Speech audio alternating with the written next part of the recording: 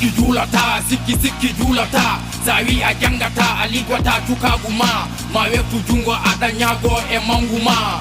Sikki julata, Zawi ajangata, aligwata tukaguma, Mawetu jungo adanyago e manguma.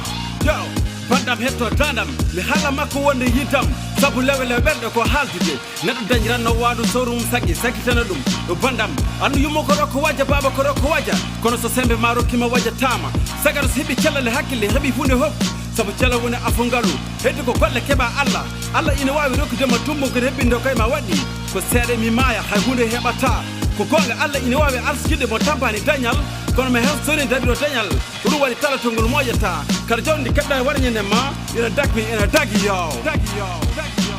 Sikki julata, sikki julata, Zawi ajangata, aligwata tukaguma, Mawetu jungo adanyago e manguma. Sikki julata, Zawi ajangata, aligwata tukaguma, Mawetu jungo adanyago e manguma. Bandam, ando jawdi so waɗani maccuɗo ma ene gollanma, waɗede maccuɗo aɗa gollano woɗɓe, waɗi noon ko cottirgal aduna, ɗogal naati fo uddito, hayso nder ɓerɗe añɓe ma. Bandam, saɗa yiɗi welde ƴiƴam, jogo jawdi, sabu yimɓe ko dute jurata ko nafoore mum ala, ɗum waɗi lawol galle galo so fof ɗum ɗigginani maytata.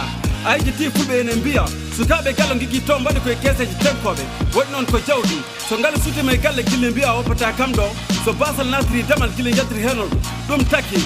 Neɗɗo waɗa sal debbo wawa ɗum kono yo solu hirani makko wawa mo, waɗa koyɗe gore ko duwaw mawɗo, a yetti Allah yettama wiyani ya wano mbami mais wano moƴƴi, daña jawdi, ndenda yumma e bamma, mbaɗana miskineɓe fi sabilillahi wa rasulihi, man kana lillahi kana hulhu, kala golal Allah wona non ɗum, neɗɗo ma moƴƴe yummo moƴƴe bamma nde moƴƴe goɗɗo, nde wona ko sira lekki ɗum wiltata, yummo moƴƴi baba moƴƴi ɓiɗɗo bonata, nde wono ɓiɗɗo moƴƴo ko cuɗari yummiraɗo, sa wi a jangata alligotako e cokagu ma wetu jungo aɗa ñago e manguma.